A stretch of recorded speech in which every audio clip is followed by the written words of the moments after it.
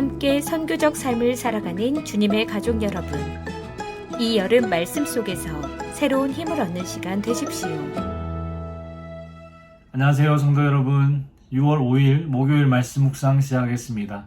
오늘 함께 나눌 말씀은 민수기 33장 50절에서 56절까지의 말씀입니다. 민수기 33장 50절에서 56절까지의 말씀 함께 읽겠습니다. 여리고 맞은편 요단 강가 모압 평지에서 여호와께서 모세에게 말씀하여 이르시되 이스라엘 자손에게 말하여 그들에게 이르라. 너희가 요단강을 건너 가나안 땅에 들어가거든 그 땅의 원주민을 너희 앞에서 다 몰아내고 그 새긴 석상과 부어 만든 우상을 다 깨뜨리며 산당을 다 헐고 그 땅을 점령하여 거기 거주하라. 내가 그 땅을 너희 소유로 너희에게 주었음이라. 너희의 종족을 따라 그 땅을 제비 뽑아 나눌 것이니 수가 많으면 많은 기업을 주고 적으면 적은 기업을 주되 각기 제비 뽑은 대로 그 소유가 될 것인즉 너희 조상의 지파를 따라 기업을 받을 것이니라. 너희가 만일 그 땅의 원주민을 너희 앞에서 몰아내지 아니하면 너희가 남겨둔 자들이 너희에게 눈의 가시와 너희의 옆구리를 찌르는 것이 되어 너희가 거주하는 땅에서 너희를 괴롭게 할 것이요 나는 그들에게 행하기로 생각하는 것을 너희에게 행하리라. 아멘. 한 남자가 그의 드림하우스를 짓기 위해서 넓고 아름다운 땅을 샀습니다. 땅을 사기 전부터 모든 것을 계획해 놓았는데요. 집을 어떤 구조로 지을 것인지, 그리고 페인트는 무슨 색깔을 사용할 것인지, 심지어는 입구에 어떤 꽃을 심을 것인지까지도 다 계획해 놓았습니다. 땅을 구입한 후에 실제로 공사를 시작하려고 하는데 큰 문제가 하나 생겼습니다. 땅이 깨끗하지 않다는 것을 발견했기 때문인데요. 겉보기에는 아무것도 없는 땅인데 공사를 하려고 보니까 땅 아래에 오래된 공장 폐기물과 잔해들이 남아 있었습니다. 콘크리트 조각들, 녹슨 금속, 그리고 파이프, 각종 쓰레기들이 땅 속에 묻혀 있었던 것이죠. 집을 지을 때 이 기초가 중요하지 않습니까? 땅을 깊이 파고 기초를 튼튼하게 해야 좋은 집을 지을 수가 있습니다. 그렇기 때문에 땅 속에 있는 쓰레기를 다 치우기 전에는 기초 공사를 시작할 수 없는 것이죠. 이 남자는 집을 짓는 대신에 몇 주 동안 땅을 파고 쓰레기들을 다 제거해야만 했습니다. 이 이야기에서 우리가 얻을 수 있는 원리가 하나 있는데요. 옛 것을 먼저 처리하지 않고는 새로운 것을 지을 수 없다는 사실입니다. 민수기 33장 1절부터 시작되는 어제 본문과 오늘 본문 49절까지 이스라엘 백성들이 40년간 광야에서 거쳐간 그 장소들을 총정리하는 작업이 끝났습니다.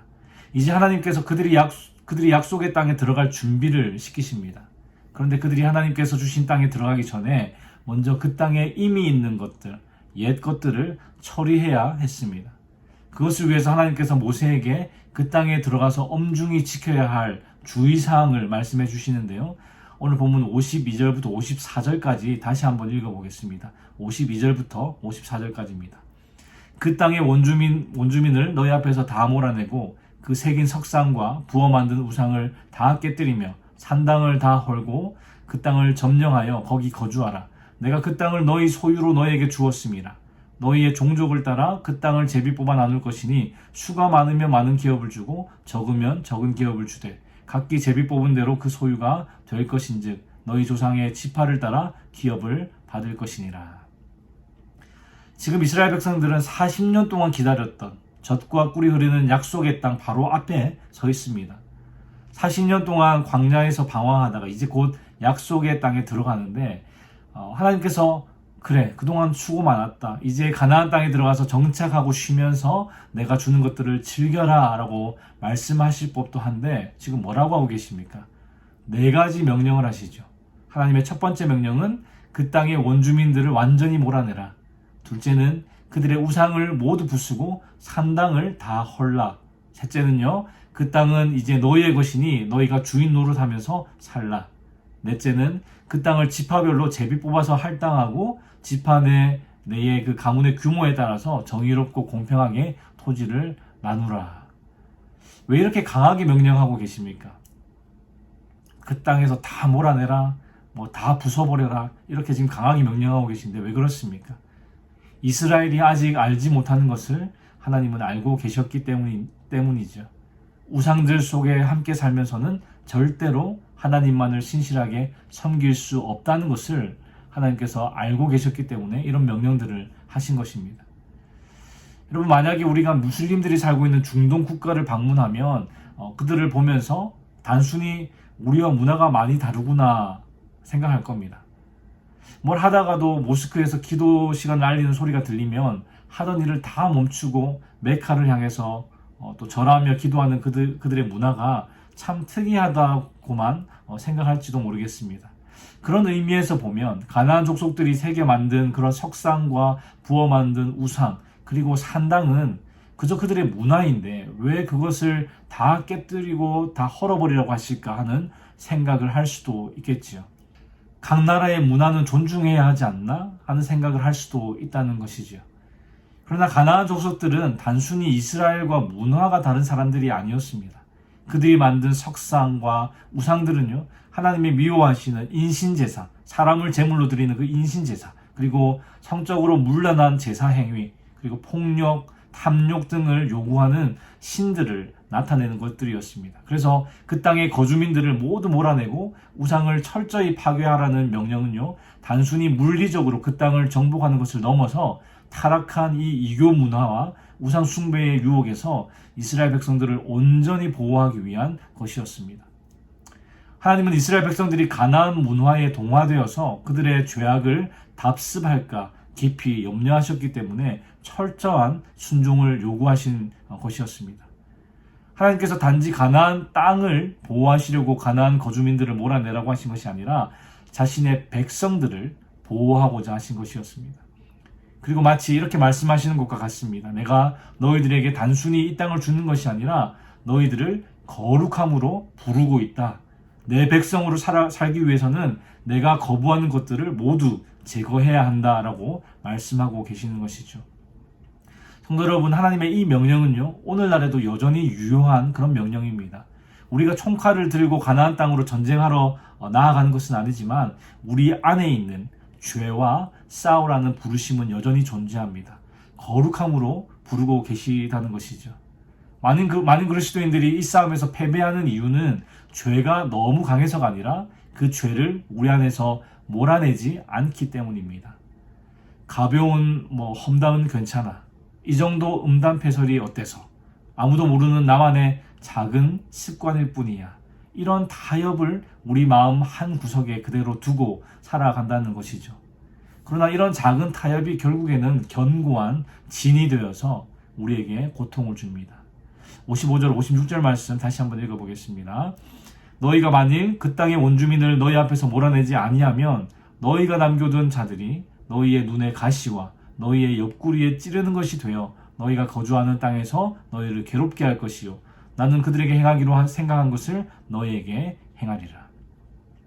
만약에 이스라엘이 가나안 족속을 온전히 몰아내지 않으면 그들이 결국 이스라엘을 괴롭힐 것이라고 하나님께서 엄중히 경고하십니다.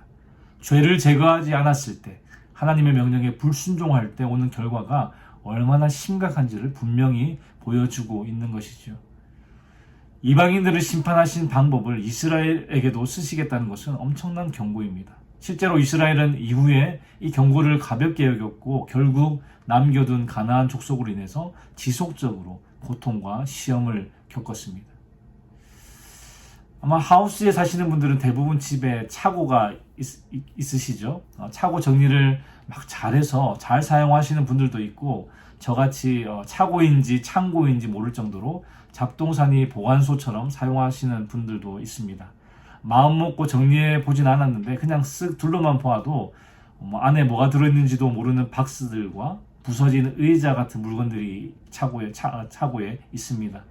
많은 분들이 차고를 정리하면서 잡동사니들을 잘 정리해서 잘 배치하려고 합니다. 한쪽으로 몰아서 이렇게 높이 쌓기도 하고 큰 박스 안에 작은 박스들을 차곡차곡 넣어서 공간을 더 확보하려고 하지요. 그런데 사실 아무리 정리를 잘해도 쓰레기는 여전히 쓰레기입니다. 이런 쓰레기들은 재배치를 해서는 안 되고 완전히 제거해야 하는 것들이죠. 우리는 종종 우리의 죄를 회개하기보다는 재배치하려는 경향이 있는 것 같습니다. 우리의 죄를 조절하고 숨기려 하고 정당화하려고 합니다. 그러나 하나님은 우리에게 우리 안에 있는 죄를 우상을 잘 관리하고 잘 배치하라고 부르시는 것이 아니라 그것을 철저히 제거하라고 부르십니다. 하나님께서 이스라엘 백성들에게 그 땅의 우상과 또 주민을 철저히 제거할 것을 명령하시면서 불순종할 경우 무거운 결과를 경고하셨습니다. 우리에게도 하나님이 주신 약속과 명령을 철저히 따르는 신앙의 결단이 중요합니다.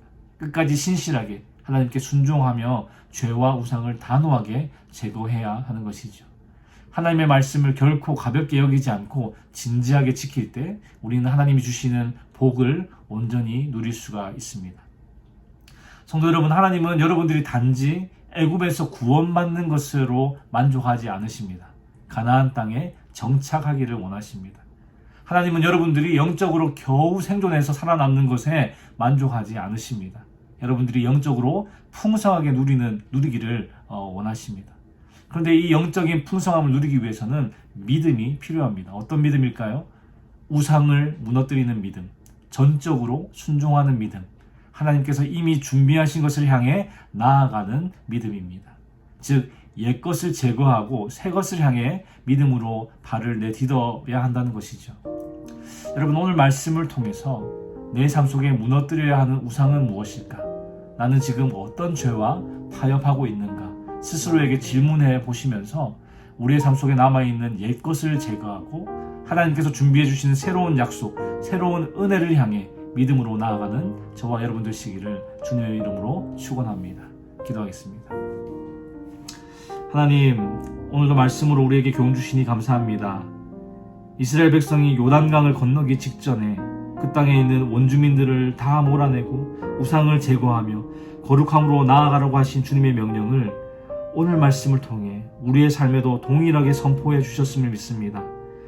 하나님, 저희들도 지금까지 광야 같은 시간을 지나 이제 주님이 약속하신 새로운 땅, 은혜와 풍성한 삶을 향해 나아가기 원합니다. 그러나 그 전에 우리 안에 남아있는 옛것들, 여전히 타협하며 붙들고 있는 우리 안의 죄와 우상들을 먼저 제거할 수 있도록 도와주시옵소서. 오랫동안 그 죄를 숨기고 정당화하고 우리 안에서 재배치하려고 했던 연약함을 고백합니다. 우리 안에 자리 잡은 헛된 우상과 습관들을 예수의 이름으로 무너뜨려 제거하게 하시고 죄와 타협하지 않는 믿음과 용기를 허락하여 주시옵소서. 주님, 오늘도 주께서 주시는 힘과 은혜로 살아가기 원합니다. 주의 도우심으로 승리하는 하루 되게 하여 주시옵소서. 감사를 드리며 예수 그리스도의 이름으로 기도합니다. 아멘. 목요일 기도 제목으로 함께 기도하겠습니다. 미국과 한국을 위해 기도하실 때에 대통령과 위정자들에게 지혜와 분별력을 주시고 보호해 주시기를, 그리고 진영 간 갈등이 사라지고 정치, 경제, 외교, 안보, 교육 등이 안정되도록 기도해 주시기 바랍니다. 어시딘 지역 한인교회와 목회자들을 위해 기도하실 때에 복음의 본질을 붙잡아 혼합주의, 세속주의에 흔들리지 않도록 목회자들이 담대히 말씀을 선포하여 교회마다 영적, 양적 부흥이 있도록 기도해 주시기 바랍니다. 선교사님들을 위해 기도하실 때에는 아프리카 차드의 김영섭 선교사님, 요르단의 김재문 선교사님, 알래스카 이홍래 목사님, 그리고 브릿지 미니스트리의 김영수 간사님을 위해 기도해 주시기 바랍니다.